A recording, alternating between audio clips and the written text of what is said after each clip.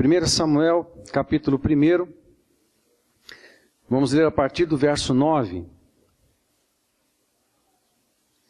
Eu quero observar com você, nesse momento na vida de Ana e Eucana, algumas coisas que são importantes para nós. Não apenas Ana e Eucana estavam passando por um período de lutas, tribulações, amarguras, ansiedades, mas toda a nação de Israel passava por um tempo muito importante, muito cheio de angústias também, não apenas as que Ana revela neste texto, mas todo Israel passava. E eu quero observar com você, no texto que vamos ler, do verso 9 até o verso 28, é um texto grande, algumas coisas que devem nos abençoar e vai mostrar como Ana e Eucana caminharam nesse tempo de angústia e ansiedade, até o momento em que eles adoraram ao Senhor.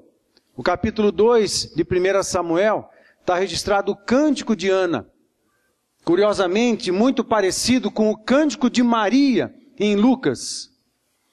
Então, tem algumas coisas importantes nesse texto que a gente vai pensar para nos ajudar a entender como que eles passaram por essa fase e o que é que Deus estava fazendo nesse tempo todo de angústia, de amargura, mas também de transição histórica. Eu acho que nós estamos numa transição histórica, certo? Amém? Então esse texto deve abençoar a gente. Olha a tua Bíblia, acompanha a leitura, vamos ver o que o texto diz. Após terem comido e bebido em Siló, estando Eli, o sacerdote, assentado numa cadeira, junto a um pilar do templo do Senhor, levantou-se Ana, e com amargura de alma, orou ao Senhor, e chorou abundantemente, e fez um voto, dizendo: Senhor dos exércitos, se benignamente atentares para a aflição da tua serva, e de mim te lembrares, e da tua serva te não esqueceres, e lhe deres um filho varão, ao Senhor o darei por todos os dias da sua vida, e sobre a sua cabeça não passará navalha. Demorando-se ela no orar perante o Senhor, passou Eli a observar-lhe o movimento dos lábios. Porquanto Ana só no coração falava, seus lábios se moviam, porém não se lhe ouvia voz nenhuma, por isso Eli a teve por embriagada, e lhe disse: Até quando estarás tu embriagada? Aparta de ti este vinho. Porém Ana respondeu: Não, Senhor meu, eu sou mulher atribulada de espírito, não bebi nem vinho nem bebida forte, porém venho derramando a minha alma perante o Senhor. Não tenhas, pois, a tua serva como por filha de Belial, porque pelo excesso da minha ansiedade e da minha aflição é que tenho falado até agora. Então lhe respondeu Eli: Vai-te em paz, e o Deus de Israel te conceda a petição que lhe fizeste. E disse ela: Ache a tua serva mercê diante de ti. Assim a mulher se foi seu caminho, e comeu, e o seu semblante já não era triste. Levantaram-se de madrugada, e adoraram perante o Senhor, e voltaram. E chegaram à sua casa em Ramá. Eucana coabitou com Ana, sua mulher, e lembrando-se dela o Senhor, ela concebeu, e passado o devido tempo teve um filho, a quem chamou Samuel, pois dizia: Do Senhor o pedi. Subiu Eucana, seu marido, com toda a sua casa, a oferecer ao Senhor o sacrifício anual, e a cumprir o seu voto. Ana, porém, não subiu, e disse a seu marido: Quando for o menino desmamado, levá-lo-ei para ser apresentado perante o Senhor, e para lá ficar para sempre. Respondeu-lhe Eucana, seu marido: Faze o que melhor te agrade. Fica até que o desmames. Tão somente confirme o Senhor a sua palavra. Assim ficou a mulher e criou o filho ao peito até que o desmamou. Havendo-o desmamado, levou-o consigo com um novilho de 3 anos, um efa de farinha e um odre de vinho, e o apresentou à casa do Senhor a Siló. Era um menino ainda muito criança. Imolaram o novilho e trouxeram o menino a Eli. E disse ela: Ah, meu senhor, tão certo como vives, eu sou aquela mulher que aqui esteve contigo, orando ao Senhor. Por este menino orava eu, e o Senhor me concedeu a petição que eu lhe fizera. Pelo que também o trago como devolvido ao Senhor, por todos os dias que viver, pois do Senhor o pedi, e eles adoraram ali ao Senhor. Vamos orar um pouquinho. Pai, nós te agradecemos por tua palavra. E te agradecemos pela experiência que Ana teve. Eucana também. Obrigado, Pai, pela fidelidade desta família toda, que nos ensina tanto. Pedimos, ó Pai, que o Senhor ministre ao nosso coração. Fale com a gente. Nós precisamos ouvir a tua voz. Carrega a gente da tua presença e das tuas revelações. E eu te agradeço e te exalto no nome de Jesus. Amém. O tempo aqui é no finalzinho do tempo dos juízes. Isso significa mais ou menos 1100 a.C. O tempo dos juízes começou praticamente quando o povo de Israel entrou na terra prometida para conquistar Canaã.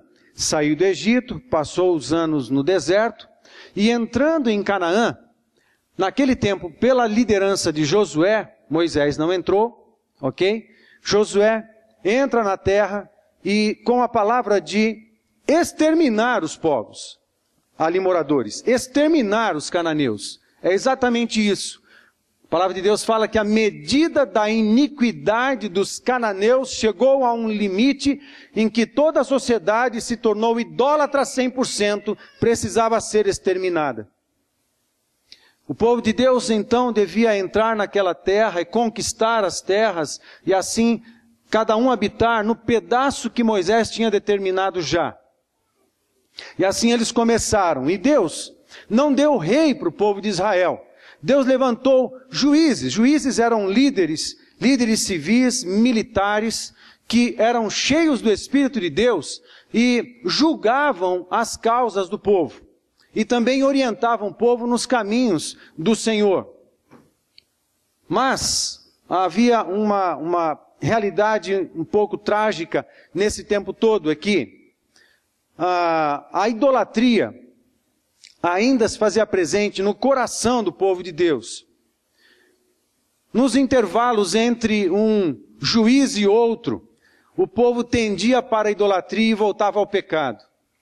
Portanto, o tempo dos juízes foi marcado por um tempo em que um juiz estava agindo e atuando no povo, estava abençoando o povo com as suas orientações, mas de repente, a falta de um juiz fazia que um povo caísse novamente em pecado. Então essa oscilação entre estar diante de Deus e estar longe de Deus, estar diante de Deus e estar longe de Deus, permeou todo o tempo dos juízes.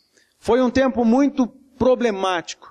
No entanto, algumas famílias mantiveram-se fiéis no tempo dos juízes. Uma das famílias é a família de Ruth, por exemplo, Noemi e Elimeleque. Elimeleque, Noemi e a sua nora, Ruth. No livro, um pouco antes de Samuel, aquele tempo, o tempo de Ruth, é logo no finalzinho do tempo dos juízes também, bem próximo do nascimento de Samuel, talvez até fossem contemporâneos. Ruth, você sabe, foi a bisavó do rei Davi. Então, esse episódio, a história de Ruth e sua família, foi bem próximo do final do tempo dos juízes, então, bem próximo de Samuel, como já dissemos.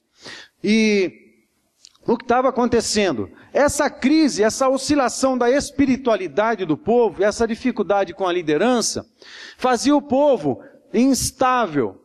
De repente, essa instabilidade percorreu também os oficiais, os levitas, aqueles que estavam na direção espiritual do povo, ao ponto dos levitas se corromperem também com os pecados, e os sacerdotes da linhagem de Arão, sacerdotes, também se corromperem com aquela coisa toda. Você lê o texto de Samuel e você observa que Eli era o sacerdote nesse tempo, e você, conhecendo um pouco Eli, observa que ele era fraco, era um líder fraco, um sacerdote fraco, fraco na condução do povo, fraco também na criação dos seus filhos. O texto fala que os seus filhos eram devassos. Eles se reuniam com mulheres à porta do templo, se reuniam com mulheres em outros lugares.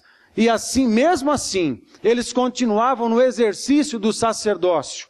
Era um tempo muito complicado, muito delicado. A espiritualidade do povo era frágil. E era preciso acontecer uma mudança. Era preciso que Deus intervisse na história do povo. E próximos aos tempos de mudança, parece que a ansiedade aumenta. Parece que a amargura do coração de muitos que são fiéis a Deus aumenta. Parece que o Senhor traz sobre nós, aproxima de nós, aproxima do nosso coração, um tempo de muita aflição, que joga a gente para um tempo também de intercessão. Deus sempre faz isso quando faz grandes mudanças. Há um tempo de crise que se instala no coração dos que são fiéis. E essa crise é tão pesada, que o povo cai em oração e intercessão, clamando ao Senhor para que Ele intervenha com poder. E Ele faça uma mudança radical na história. Daquelas mudanças que somente Deus pode fazer, nenhum homem pode fazer. Somente Deus pode fazer quando Ele se manifesta. Aí as intercessões vão acumulando diante de Deus. Com certeza a família de Elimeleque, de Noemi, de Ruth e seus filhos e seu neto faziam parte desse time de filhos de Deus que se colocavam em intercessão pelo povo de Deus, para que Israel, de fato, cumprisse o seu papel na história, de ser uma nação sacerdotal, que devia ensinar às demais nações como é ser filho de Deus, como é ter aliança com Deus, como é ser cidadão do céu na terra. Era a missão do povo de Israel. É a nossa missão. Ensinar às demais pessoas como é ter aliança com Jesus, como é ser cidadão do céu na terra, como é ser cidadão do céu em Cornélio Procópio. Numa cidade marcada pela prostituição, nós temos a missão de mostrar às pessoas dessa cidade que é possível andar em santidade. É possível ser amigo de Deus. E é possível fazermos a vontade de Deus nessa terra. Amém? Amém? Deus vai preparando a mudança da história. Deus sempre trabalha, meu irmão. Sabe por quê? Mesmo quando a gente não vê, Deus trabalha. Sabe por quê? Porque o povo é dele. A igreja é dele. E de ninguém mais.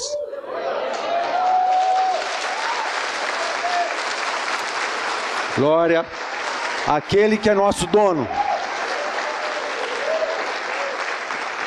A igreja não é de homem, não é de líder, seja quem for, não é de denominação.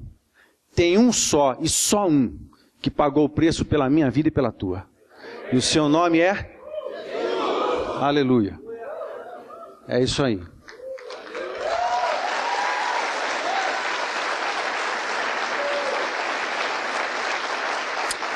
Glória ao Senhor Jesus. Deus está trabalhando a mudança na história. Tempo de transição.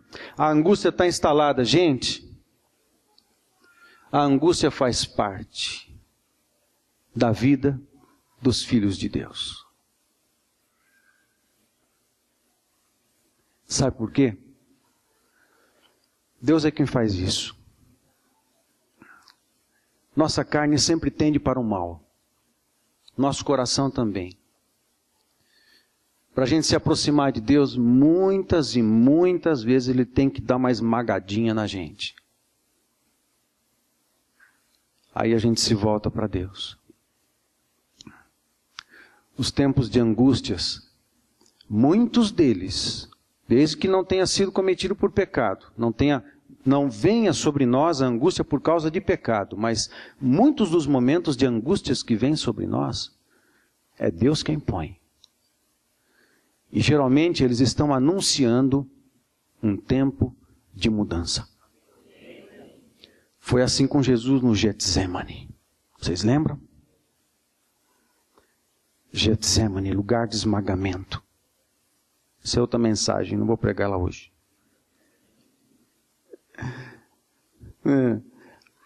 Getsemane é lugar de esmagamento. Em nenhum outro lugar Jesus suou sangue. Em nenhum outro lugar Jesus foi tão esmagado como no Getsemane. Mas sabe por quê? Era a proximidade da cruz. Era o Cordeiro de Deus que morreria para tirar o pecado do mundo. A missão de Jesus estava para ser cumprida.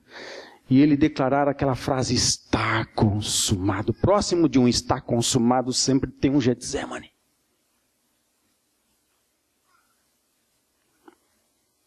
Mas tem uma coisa.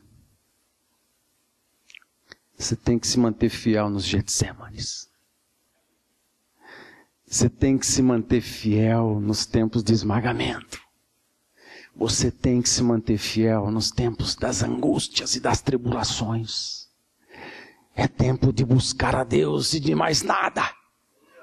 É tempo de buscar a Deus de manhã, de tarde, de noite, nas madrugadas. É tempo de ler a sua palavra. É tempo de clamar pelo Senhor. Foi isso que Ana fez. Ana e seu marido Eucana. Eucana significa Deus Criador, aquele que cria. Ana significa a mulher agraciada, cheia de graça. Essa família ia para Siló, onde estava o tabernáculo montado, anualmente fazer os seus sacrifícios e prestar seu culto de adoração ao Senhor. E eles faziam isso no meio de um tempo de angústia e tribulação. Jamais deixaram de buscar o Senhor. E jamais deixaram de levar as suas ofertas, seus dízimos, suas primícias. E não pense que eu estou fazendo alguma insinuação aos dízimos e às ofertas de hoje. A respeito disso vamos falar outro dia. Não é nenhuma insinuação de nada. Aliás, vai entendendo, eu não faço insinuação, beleza? Eu falo e pronto. Jamais parou de fazer as suas ofertas. E ia para Siló, junto com a família. Isso é lindo. A família ia para Siló. A família ia junto, para prestar culto ao Senhor. Mas Eucana, indo com sua família, Ana, que não tinha filhos, era estéril, ela caiu na presença de Deus e clamava a Deus pela bênção de um filho. Nos versos 9 e 10... eu quero que você observe algumas coisas. Espero que você tenha lembrado do texto, porque agora a gente vai observar algumas coisas diretamente no texto. Aí são as lições que a gente aprende com Ana e Eucana nessa caminhada, entre a angústia até o momento de louvor e adoração. Nos versos 9 e 10, a gente observa algumas coisas aqui. Ana carregava angústia e tribulação, não num momento só, por anos. Por anos ela carregava angústia, mas manteve-se fiel e buscava ao Senhor. Uma coisa interessante, entre o verso 9 e 10, segunda coisa, primeiro, é que ela suportou a barra, ela segurou a onda durante anos e manteve-se fiel. A segunda coisa, entre o verso 9 e 10, é que ela não escondeu a sua amargura. Ela não deixou a aflição presa no peito. Ela não deixou as crises e as tribulações azedarem dentro dela. Ela pôs para fora. Mas ela pôs para fora com as pessoas certas. Ela fez isso para com o seu marido, que conhecia suas lutas, para com Deus nas suas orações. E só no momento mais tarde é que ela revela isso no verso 17 e 18 para Eli, que era o sacerdote, a autoridade espiritual. Muito embora Eli fosse um líder fraco, mas ainda era uma autoridade espiritual lá. Nós precisamos aprender a colocar para fora as tensões que carregamos no peito e no coração. Mas também precisamos aprender a fazer isso com as pessoas certas. Por quê? Se fizermos com as pessoas erradas, capaz da gente transferir o azedume da nossa alma para outros. Transferir as nossas crises para outros. E não dá para saber exatamente quando uma confissão se torna uma fofoca, uma confissão se torna uma contaminação coletiva. Você nunca sabe a linha que separa uma coisa da outra. A forma mais segura de você garantir a tua saúde na alma, a tua saúde espiritual e também saúde física, é você primeiro depositar no Senhor todas as confissões, todas as angústias da sua alma. Deus precisa saber como você está, não que Ele não saiba, mas você precisa depositar no seu altar, buscar a sua presença e virar do avesso, para que Deus conheça da sua boca como você está, o tamanho da sua angústia, os motivos dela. Tudo que você quiser dizer, diga a Deus. Deus quer ouvir da tua parte. Nós precisamos confessar. A confissão gera cura, ainda mais na presença daquele que é a própria cura. Tem muitos de nós que quando estão em aflições, a última coisa que fazem é orar. Pensa em alguém que não seja líder, que não seja uma autoridade sobre eles para abrir o coração. O risco disso, espalhar uma contaminação de amargura entre outras pessoas, é muito grande. Tome cuidado. Seja sábio. Procure um líder abençoador. Eli foi, por incrível que pareça. Quando a gente salta para os verso 11, aí eu quero observar outras coisas aqui. Verso 11, é um verso só, vamos ler, para você relembrar. E fez um voto dizendo: o Senhor dos exércitos, se benignamente atentares para a aflição da tua serva e de mim te lembrares e da tua serva não te esqueceres, e lhe deres um filho varão, ao Senhor o darei por todos os dias da sua vida, e sobre a sua cabeça não passará navalha. Primeiro, quando Ana está na presença de Deus, isso só no verso 11, ok? Estou respeitando a evolução do texto, estou respeitando a narrativa. São vários pontos, então você vem comigo, tá bom? Primeiro, ela fez um voto ao Senhor. Só que esse voto que ela fez ao Senhor não foi carregado de alguns sentimentos que são comuns hoje, do tipo: Deus me deve. Meu querido, Deus não te deve nada. Deus não é inadimplente. Deus paga as suas dívidas. A gente tem que ter respeito quando fala com Deus. Ela não disse: eu reivindico, nem determino. Imagine o relógio se voltando para o relojoeiro e dizendo: eu determino. Se sou eu, sento uma martelada no relógio, eu acabo com ele. Gente, nós temos de ter respeito para falar com Deus. Ela fez um voto ao Senhor, mas não foi do tipo pôr Deus contra a parede. Não. Ela respeitou a vontade de Deus. Se for da tua vontade, se quiseres, se for do teu agrado, atende o meu pedido. Simples. Sem pôr ninguém contra a parede. E Ana fez assim o voto diante de Deus. Outra coisa que eu observo no verso 11 é a visão ampliada de Ana, não apenas da questão da sua família, mas também da sociedade.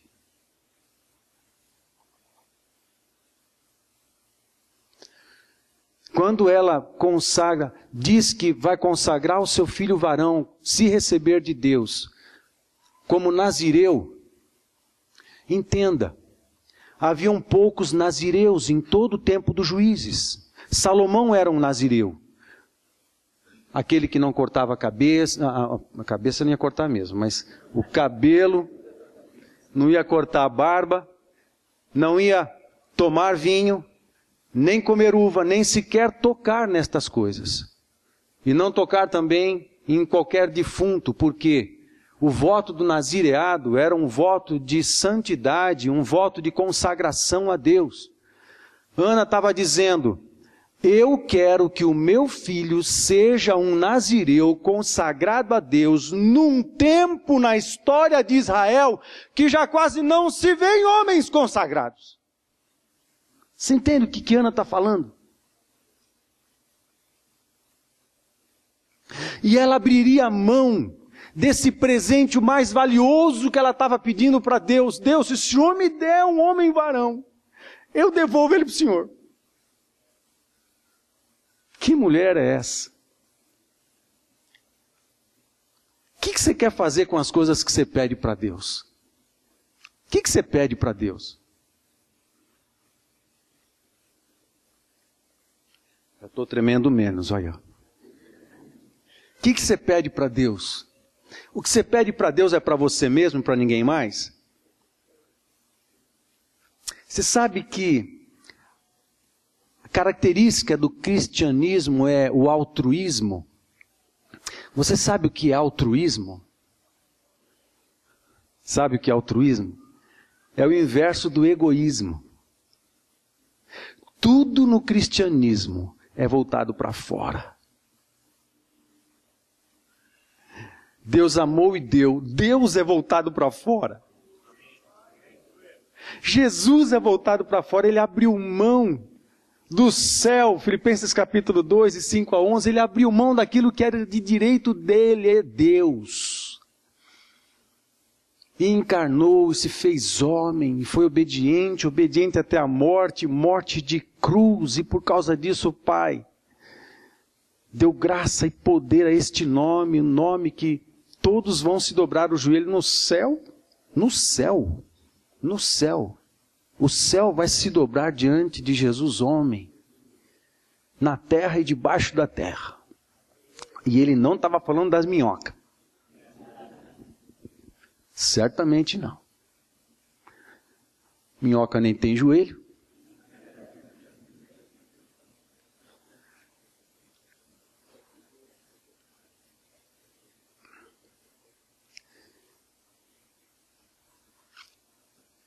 A gente tem que aprender com Ana. A gente tem que aprender com Deus para ser igual ao nosso Pai. A gente tem que aprender com Jesus. Viver a nossa vida voltada para fora. Por isso, traga a roupa que você não usa e traga a higiene pessoal para os irmãozinhos lá de Xerém. Certo? Bota para fora. Fica guardando roupa para estragar, para as traças comer no seu guarda-roupa. Traz. Vive para fora. Amém? Ana nos ensina isso no verso 11. Nessa caminhada a gente vai pregar mais 1h30, eu acho. Não vou fazer isso. Fique em paz. Verso 12 e 16. Nessa evolução, eu quero destacar algumas coisas. Lê o texto aí na sua Bíblia e eu vou destacando só aquilo que eu quero. Ok? Entre 12 e 16, Ana faz uma coisa que a gente tem que fazer sempre. Perseverar na oração. Ela vinha pedindo um varão a Deus já há muito tempo. E ela não desistiu de pedir. A gente precisa perseverar. Ana nos ensina a perseverança. A gente tem que entrar na presença de Deus. Sabe por que às vezes Deus demora a responder nossas orações? Porque o tempo que você passa na presença dele é muito valioso para Deus. Deus quer você mais tempo na sua presença. E se for preciso ele retardar um atendimento só para você ficar mais perto dele mais tempo, Deus vai fazer isso.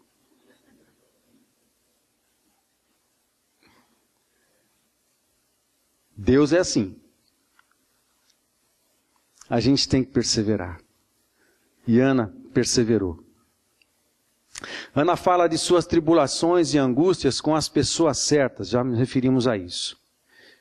Ok? Vamos saltar na minha cola aqui, para o verso 17 e 18. Verso 17 e 18 diz assim: Então lhe respondeu Eli, vai-te em paz. É aquele diálogo de Eli para com Ana, quando ela fala para ele que não estava bêbada. É muito engraçado essa situação de Eli dar uma bronca nela porque ele achou que ela estava bêbada, ela não estava.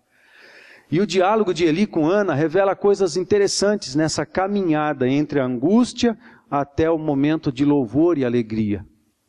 Nesse tempo que Ana está orando e Eli interroga Ana a respeito da sua situação, algumas coisas são reveladas. Primeiro,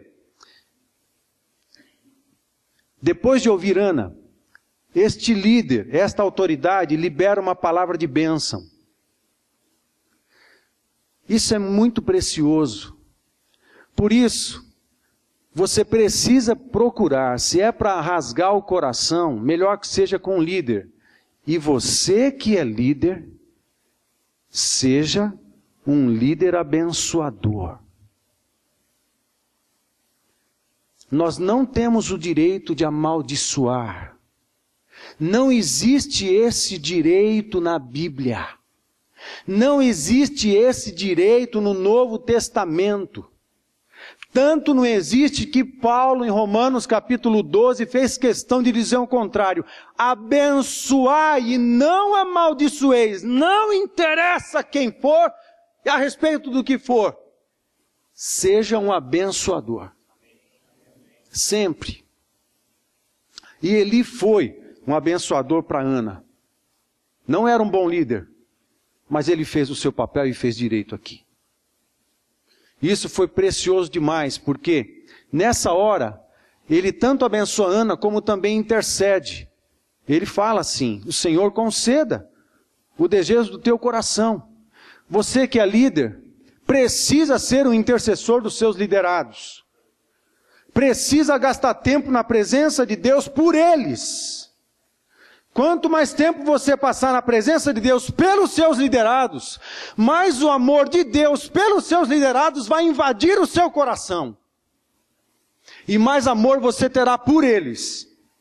É o que eu pretendo fazer no caso de vocês. Gastar um tempo orando, abençoando vocês, clamando por vocês, intercedendo por vocês, porque eu preciso do amor de Deus por vocês, entre no meu coração. Orem por mim também, tá? Assim vocês me amarão mais. Eu espero por isso. Preciosa essa palavra de Eli para Ana. No verso 18, Ana sai do jejum. Ela volta alegre.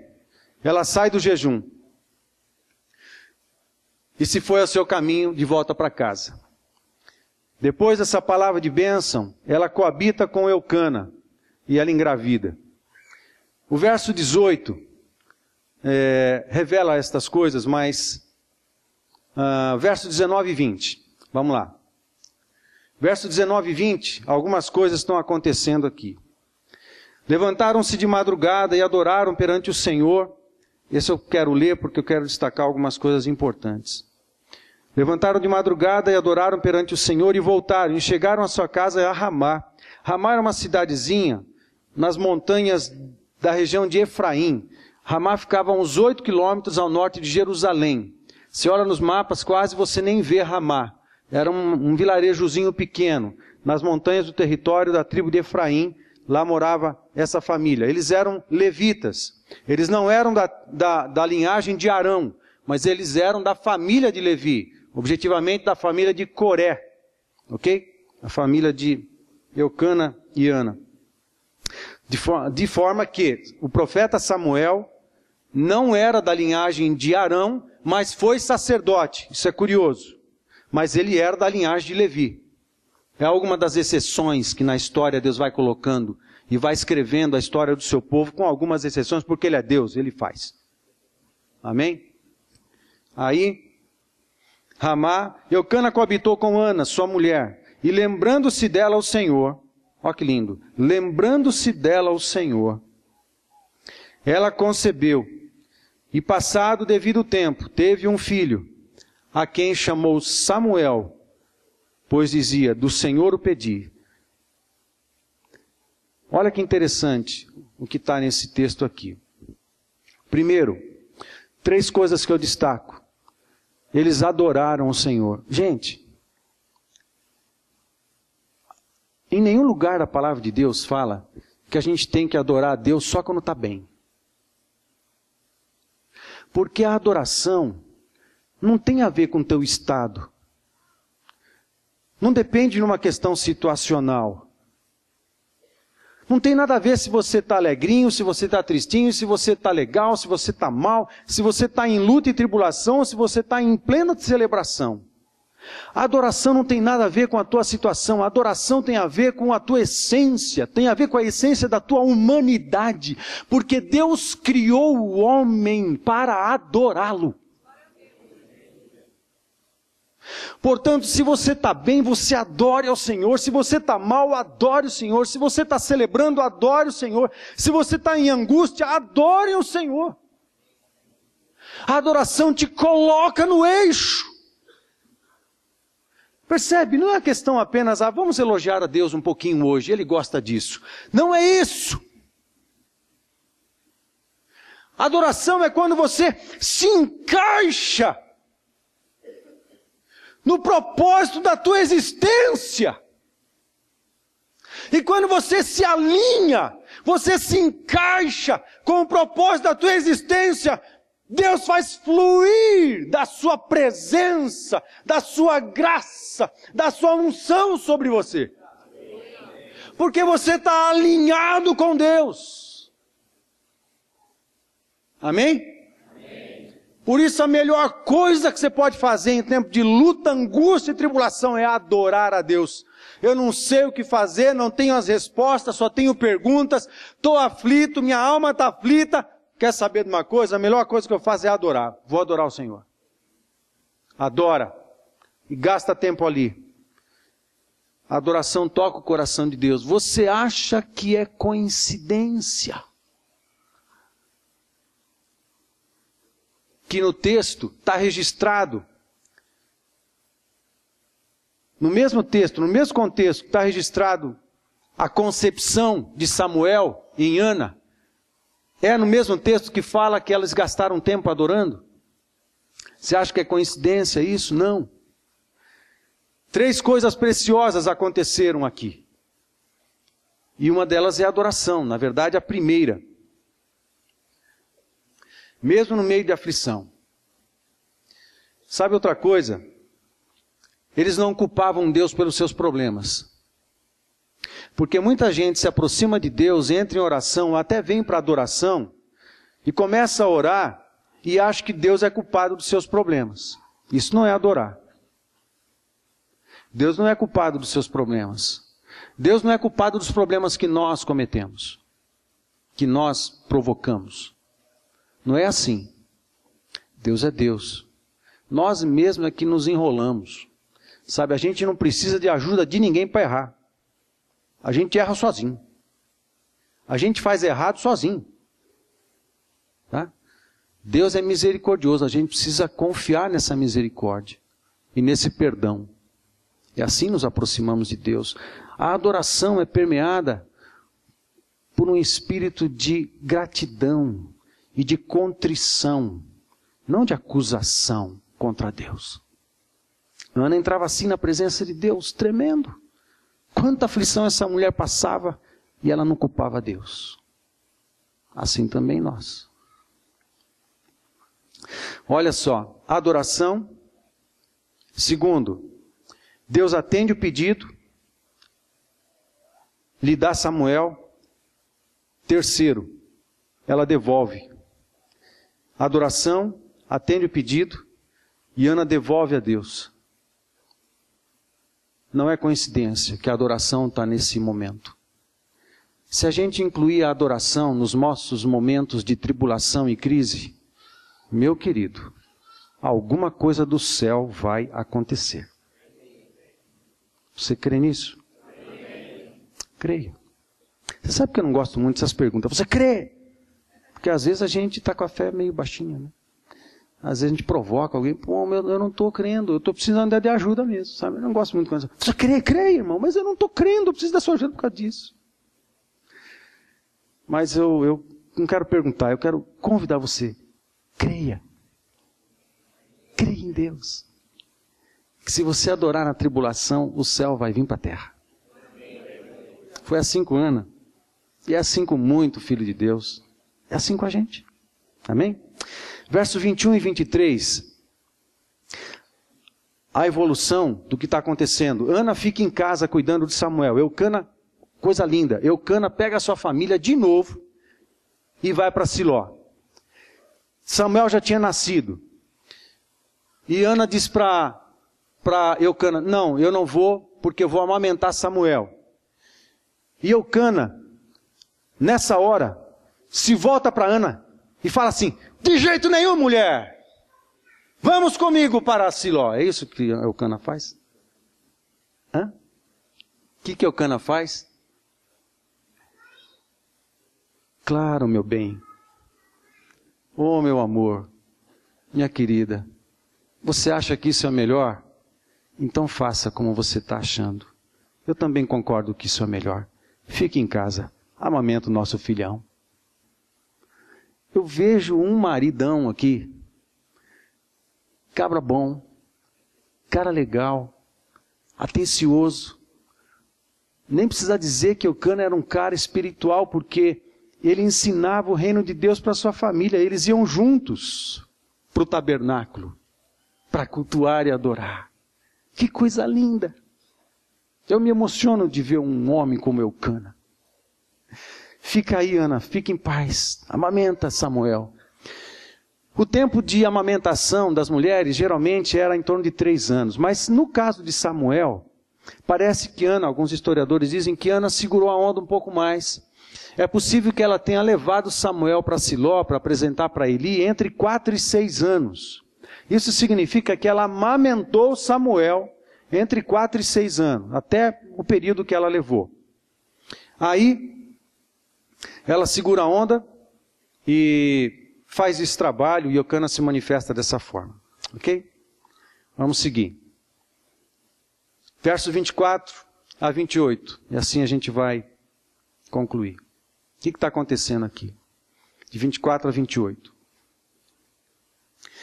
Havendo desmamado, levou consigo com um novilho de 3 anos, um efa de farinha. Um efa de farinha é mais ou menos 22 litros de farinha, provavelmente trigo.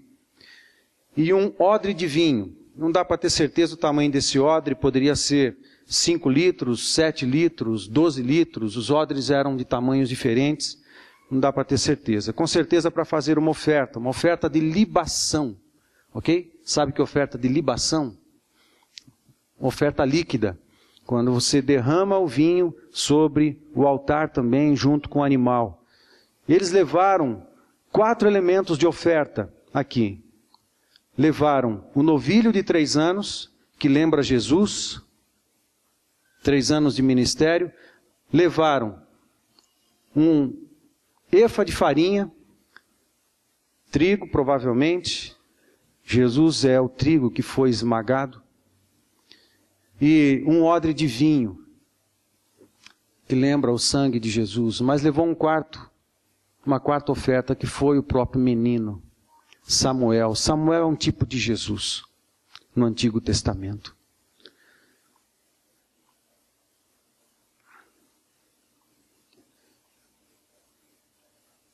Era o menino ainda muito criança, imolaram o novilho e trouxeram o menino a Eli. E disse ela, ah, meu Senhor, tão certo como vives, eu sou aquela mulher que aqui esteve contigo orando ao Senhor. Por este menino orava eu, e o Senhor me concedeu a petição que eu lhe fizera, pelo que também o trago como devolvido ao Senhor. Olha a consciência de Ana. Devolvido ao Senhor, por todos os dias que viver, pois do Senhor o pedi. E eles adoraram ali ao Senhor, e adoraram novamente. Primeiro, Eucana e Ana levam essa comitiva de novo até Siló. Lá eles oferecem esses elementos. E esses elementos lembram Jesus. Lembram aquele que dedicaria assim a sua vida toda também para o serviço do Pai, para realizar as vontades do Pai. E essa referência de Jesus, ligada à pessoa de Samuel, meu querido, é muito importante. Por que é importante? Samuel não foi apenas o filho que Ana pediu a Deus. Samuel se tornou o homem mais importante do Antigo Testamento. Só um foi maior que Samuel. E foi Moisés. Samuel, você lê alguns estudos, algumas exposições, e você observa que Samuel foi o último dos juízes e o primeiro dos profetas. Tome cuidado com essas declarações. Havia profetas antes de Samuel. No tempo dos juízes, haviam profetas. Então você deve pensar que Samuel foi o primeiro profeta no tempo da monarquia. Porque havia profecia e profetas antes dele também. Samuel foi um homem cheio de Deus, mesmo não sendo da linhagem de Arão. Foi sacerdote, foi profeta, foi juiz. Ungiu aquele que no Novo Testamento é chamado também de pai de Jesus. Porque Jesus é chamado filho de Davi. E Davi no Antigo Testamento também é um tipo de Jesus. É um tipo de Cristo. O que eu observo nesse conjunto de detalhes aqui, meus amados, não é que Deus atende um pedido de Ana, o pedido de uma Ana, clamando a Deus. Mas Ele atende o pedido de uma família fiel a Ele, que na tribulação não parou de cultuar, na tribulação não parou de adorar, na tribulação não parou de ofertar. Ensinou a família os caminhos de Deus, buscou a Deus perseverantemente, até que Deus fizesse alguma coisa, e que essa coisa fosse do agrado de Deus. Essa família fiel mexeu com o coração de Deus, e Deus não apenas deu um menino para Ana, Deus deu o segundo homem mais importante de todo o Antigo Testamento. Um homem que foi importante para a vida. Eucana depois e Ana tiveram mais 6 filhos, filhos de Ana. Deus abriu a madre de Ana. Mas Samuel se tornou uma bênção para a família, mas não apenas para a família, se transformou numa grande bênção para toda a nação de Israel, e fez a transição entre o tempo dos juízes e o tempo da monarquia, da teocracia para a monarquia. Você vai ler nos textos que não era bem essa a vontade de Deus. Deus obrigou Samuel a ungir Saul, porque Samuel não queria ungir Saul. Deus obrigou o profeta a fazer isso. Mas, no segundo momento, Deus fala para Samuel: Samuel, o negócio é o seguinte, o primeiro rei vai ser o rei que o povo quer, mas o segundo rei vai ser o rei que eu quero para o povo. E Deus deu Davi debaixo das unções deste homem, que foi só o segundo homem mais importante de todo o Antigo Testamento. Meu querido, se aprendermos com Ana essas caminhadas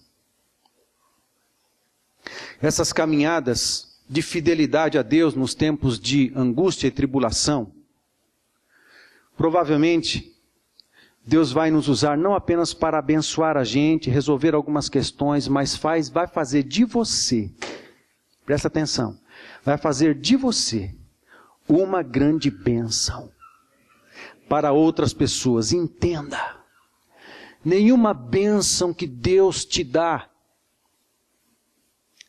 cumpre o seu propósito no momento que você recebe, mas no momento em que você multiplica ela. Esse é o espírito do cristianismo, altruísmo.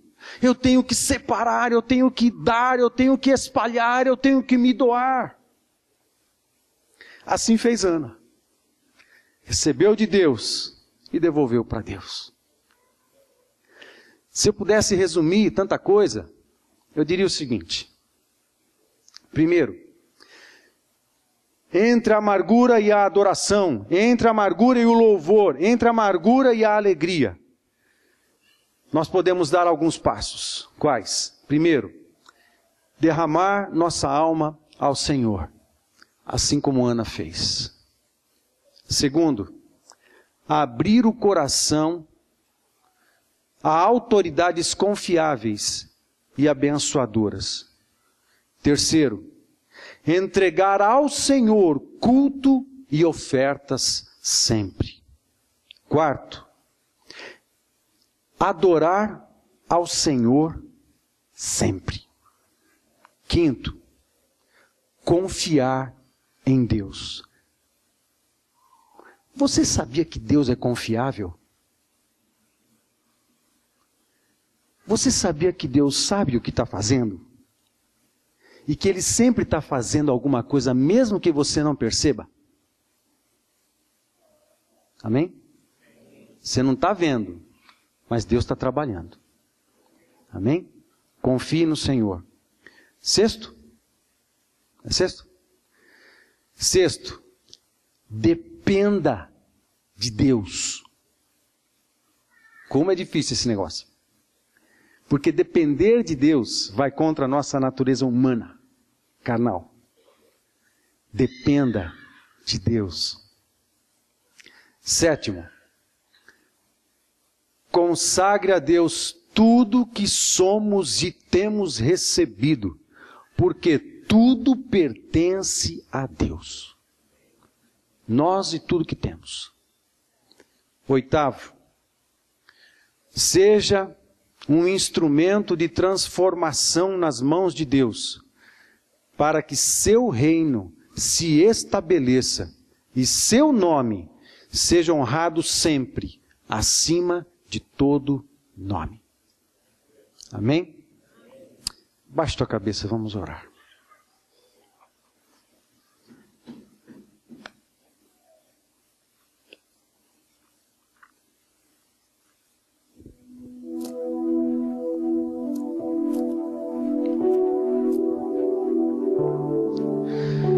Pai, nós reconhecemos a Tua grandeza, reconhecemos a Tua majestade, a Tua soberania sobre nós. Reconhecemos, ó Deus, que nós fazemos as coisas erradas. E quando queremos conduzir a história das nossas vidas, sempre vamos nos dar mal. Por isso te buscamos, porque queremos a Tua vontade estabelecida na nossa vida. Mesmo que estejamos em tempos de amargura, de tribulação, aflição, angústias, podemos confiar que o Senhor está trabalhando e a Tua vontade é boa, nossa. Deus, nós reconhecemos a Tua grandeza. O Senhor é Deus muito acima do que podemos pensar, do que podemos ver.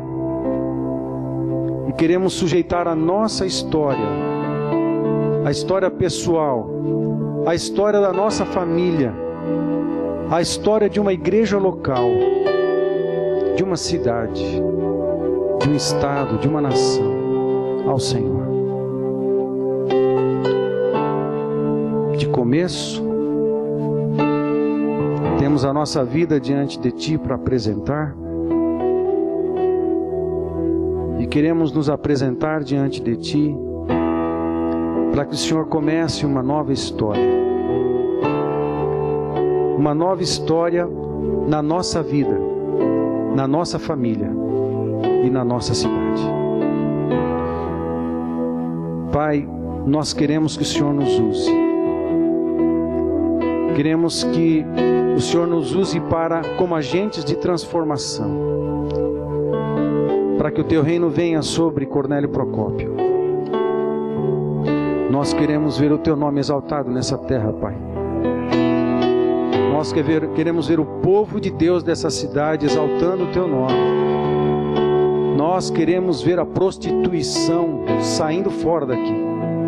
Nós queremos ver o espírito da prostituição indo embora, o espírito do adultério indo embora, o espírito da infidelidade indo embora, o espírito da fofoca indo embora, o espírito da irresponsabilidade indo embora, o espírito do egoísmo indo embora. Nós queremos que o Teu nome seja honrado nessa terra, Pai.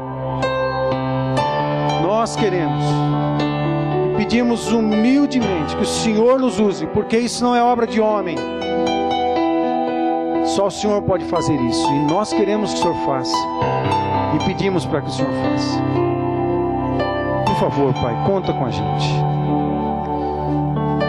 Perdoa os nossos pecados. Se temos agido levianamente, se temos vacilado na oração, se temos vacilado na confiança contigo, para contigo, nos perdoa, porque Tu és Deus. Tu és Deus acima de tudo e de todos, e nós exaltamos Seu nome nesse lugar e nessa terra. Só Tu és Deus. Nós Te amamos e Te exaltamos o nome. Estarei mudando para essa terra, Pai, porque o Senhor tem dito. Eu não quero vir para cá sem que o Senhor nos use para transformar a história desse lugar. Se não for assim, não seja. Mas se o Senhor nos traz para cá, que seja para exaltar o Teu nome, para que Teu nome se estabeleça nessa cidade como um nome mais adorado e elevado e mais santificado. Assim estamos aqui. E Tu sabes que isso não é uma oração, nem palavras para provocar comoção. Tu sabes como eu estou na Tua presença. Queremos que o Senhor faça. Não sou eu, nenhuma igreja local, mas é o Senhor. Mas nós queremos que o Senhor faça.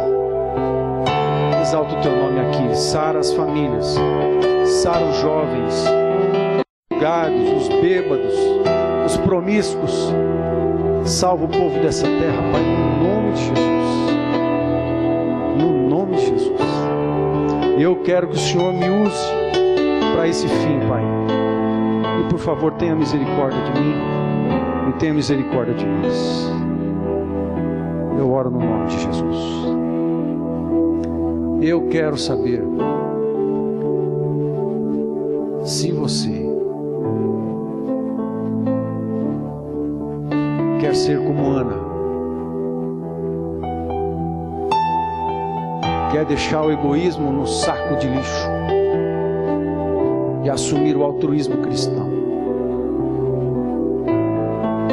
buscar a Deus, adorar, cultuar, ofertar simplesmente porque isso faz parte da essência do nosso cristianismo, e pedir a Deus que faça de você um agente de transformação. Eu quero saber se você quer que Deus faça de você um agente de transformação. Se você quer, você fica de pé comigo.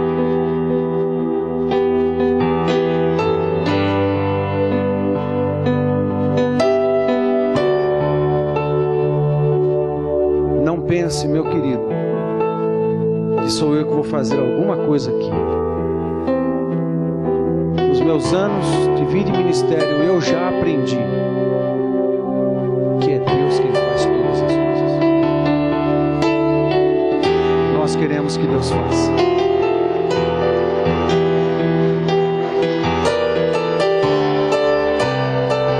Nós queremos que Deus faça. Amém?